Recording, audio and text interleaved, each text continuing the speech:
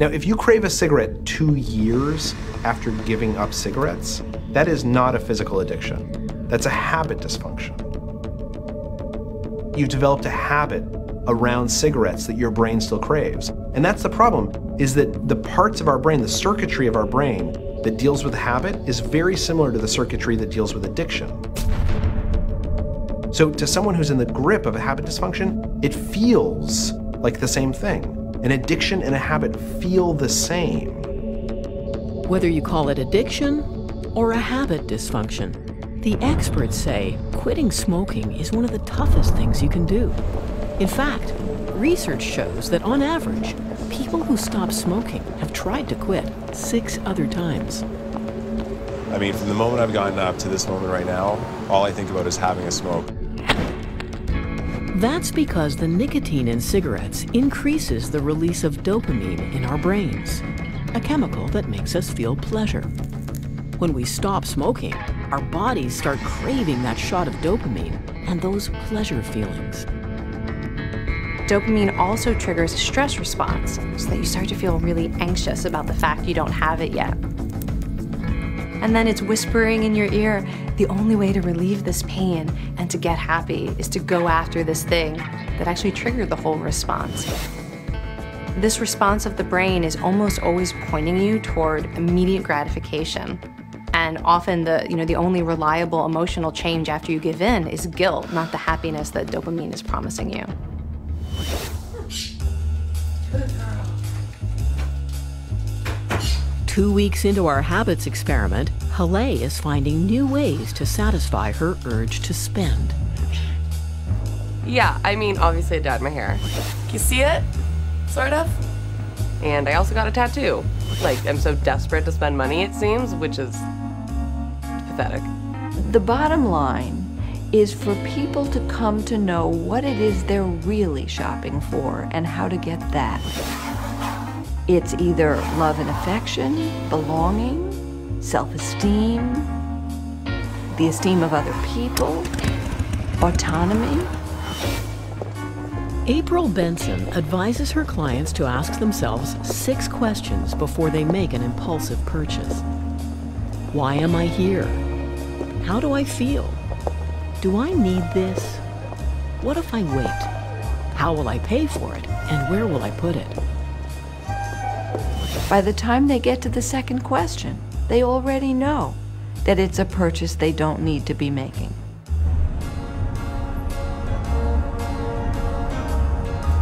When it comes to shopping, we are creatures of habit, often returning to our favorite stores to buy the same products. Big business has caught on and is using science and technology to understand our decision-making and increase sales. Applied neuroscience is all about understanding what creates a habit and how you break a habit. Understanding how you persuade a group of people to move from something they're used to doing is pretty much the holy grail for marketers and advertisers everywhere. Here, a test subject is sent into a mock-up of a supermarket aisle. The electronic crown he's wearing is monitoring brain activity as he scans the store shelves, measuring his engagement, attention, and memory. That's important because our buying decisions are driven more by what we're feeling than what we're thinking. Marketers and advertisers have figured out pretty much that if you tap into that emotional brain, if you understand what drives that decision making, you're able to convince more people to buy your product. Lucaci says this and other new technology is much more accurate than consumer surveys or focus groups, where group dynamics and personalities can skew the results. Some people say that the new field of neuromarketing is all a little too much like 1984. I think that advertising is the attempt to create a desire in us for things that we don't need. And I think that it's insidious and difficult. You don't even have to look to neuromarketing. All we need to do is look at cookies, which are those little coded files on the computer that track our purchases and tempt us with things we haven't asked for. So I think that it is very dangerous. Diana Lucaci doesn't agree. That will not make you into a zombie and go out and buy something that you don't want to buy. Your brain is much more complex than that. The decision to go out and do something depends on many factors, depends on how you're feeling that day and so on. Tapping into our spending habits can be tricky, even for businesses that spend big on research and development. According to Charles Duhigg, the Procter & Gamble Corporation figured it had a winner when it invented Febreze, a spray for household odors. While the odorless product worked well, it turned out to be a disappointing seller. Consumers didn't get into the habit of using it until the company introduced a pleasing scent. And then sales exploded. It's a $1 billion a year product now, one of the most successful and popular and profitable products in Procter & Gamble's stable. A nice smell that lingered after the job was done became that all-important reward in the cue routine reward habit loop.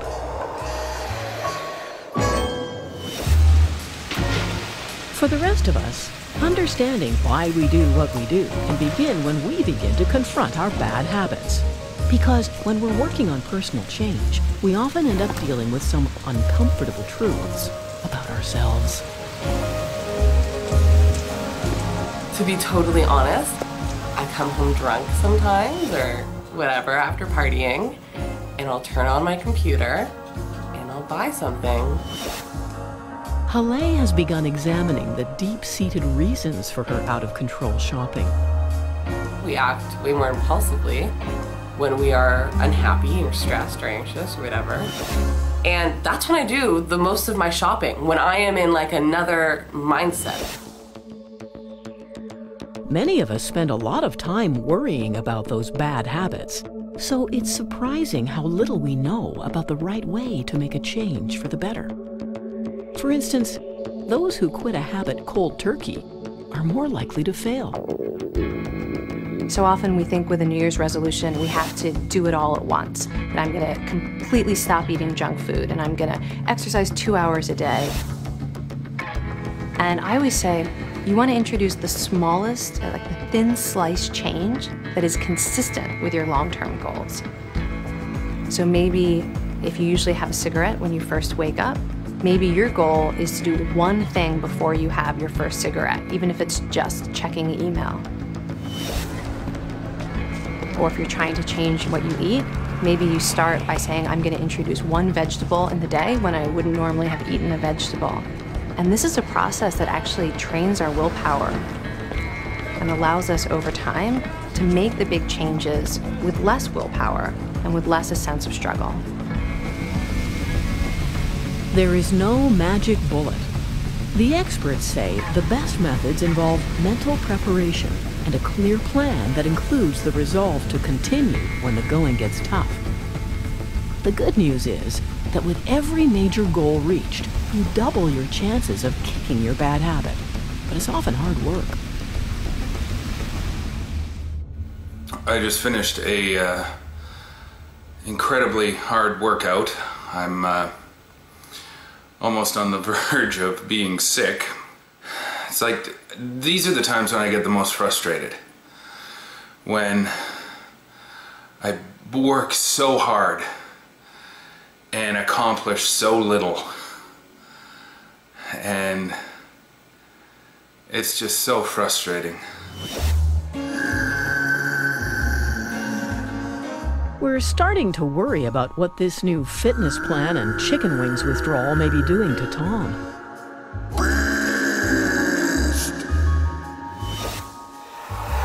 There's evidence that how we feel physically and mentally affects how well we can resist temptation. We need the system of the brain that's right behind the forehead, the prefrontal cortex, the structures of the brain that the prefrontal cortex works with. We need those to be in charge of our choices. And that system of the brain is very susceptible to things like stress and sleep deprivation. I'm sure that everyone's had that experience of just being tired and exhausted and run down. and you end up making choices that later you regret. But in the moment, it was just hard to remember the goals or find the willpower. Researchers have been attempting to separate willpower myth from fact, studying how much of it we have, and debating whether it's possible to run out of it. One of the key findings from the science of willpower is that when people use their willpower, they seem to temporarily run out of it. So if you're controlling what you eat, it's going to be harder to find the energy to tackle something you've been procrastinating. Kelly McGonigal suggests paying attention to the highs and lows of your energy levels and choosing the highs as the right time to face temptation. If people pay attention to their natural energy levels, they'll find that they also have times in the day when they have peak willpower. In part because willpower is connected to things like our sleep cycle and our circadian rhythms, and in part because if we use a lot of willpower, we may end up depleted.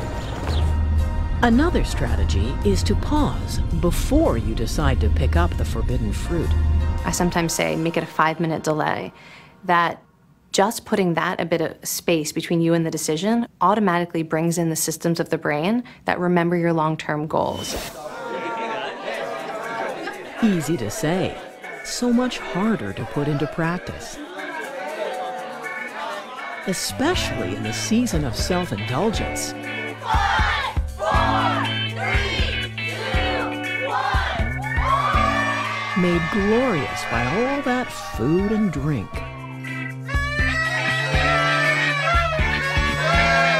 Consumed without guilt.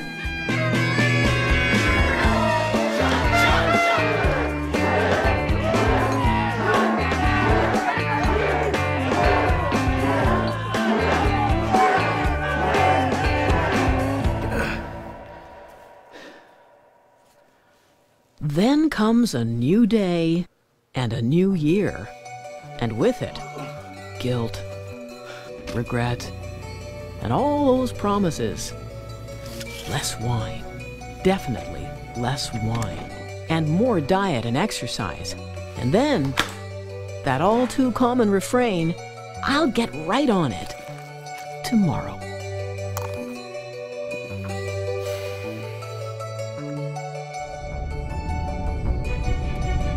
That raises a question. Why do some people seem to be better at self-control and delaying gratification? Remember the marshmallow test? One of the original subjects in the 1960s test was Carolyn Wise, who is now a psychology researcher herself. She says other researchers have continued to study her behavior over the decades, and they've been testing her daughter too. They actually put up a tent in my kitchen and tested her with chocolate chip cookies on the classic delay of gratification task. Carolyn Wise says her daughter performed well on the tests. She has no memory of taking the marshmallow test herself back in the 60s, and researchers are required to keep the results and even the identity of their test subjects confidential. But she believes she would probably have resisted temptation. I'm pretty sure I would have waited, but no one's ever told me that. For ethical reasons, they can't reveal it. What they found is that some kids had this internal capacity for self-discipline, right? They were able to resist the marshmallow, and they ended up getting better grades in high school. They ended up having more friends, getting into better colleges, getting higher paid jobs. Charles Duhigg says it's also possible to train some kids to distract themselves from temptation and put their willpower to work. If you teach your kids these habits of willpower, if you teach them how to self-discipline themselves and really target a goal and achieve that goal, it's the best thing that you can give them. Carolyn Wise, who has a PhD in psychology from Princeton, says it's important to remember that many factors influence how individuals behave when challenged to delay gratification. Most of behavior in life is predicted by other things like kids' education level and environment. We live in this society where parents are overly concerned about every move their child makes and every test score and every behavior, and I think it would be a mistake for individual parents to read too much into the behavior of their children when they're young and still changing. I think we all worry that parents will overly read into the study and start training their kids to wait for marshmallows. And then there's new research from Stanford University that shows what you believe about willpower has an effect on how you behave. Students were asked if they thought they could run out of willpower when faced with a difficult task. Researchers discovered that those who believed that willpower is a finite resource had more trouble persevering when faced with a series of difficult challenges. They fell apart. They were less able to continue to exert their self-control. But if you had the belief that willpower can self-generate, can replenish, that it's an ample resource, those people continued to perform well, even over a series of tasks. Then Stanford researchers tracked the students they were studying through their final exam weeks. People who had those theories, the theories that willpower is a small and limited thing that's easily depleted, they basically ate more junk food. Their junk food eating really went up. And the junk food eating of the other group, who thought willpower was generous, went down. So they really said, hey, I've got to be really self-regulated now to do well, and they did it. Meanwhile, Tom has been working on his willpower, exercising, and recording his efforts to eat better. So I just pulled up to the grocery store. Okay, that should totally count as a vegetable. The goal for this trip is to not buy any bad food. What the hell is this thing? Looks like a hand grenade from a gay pride parade. So I think I did pretty well at the grocery store today. I didn't pick up any bad food. I got lots of fresh local stuff, like the strawberries are local, and so is the kale. And the watermelon, good old watermelon. Because even if I get into a bad mood and I'm not hungry, I can still just slap the melon. For some reason it makes me feel happy. After 2 weeks, All right. Tom is starting to see results. I'm 300, and I think I was 308 before? 307. 307. 7 pounds. 7 pounds. That's like a baby. It's like I just had a baby. But Tom knows more challenges lie ahead. I'm happy I lost 7 pounds. I'm happy that, I feel healthier, for sure.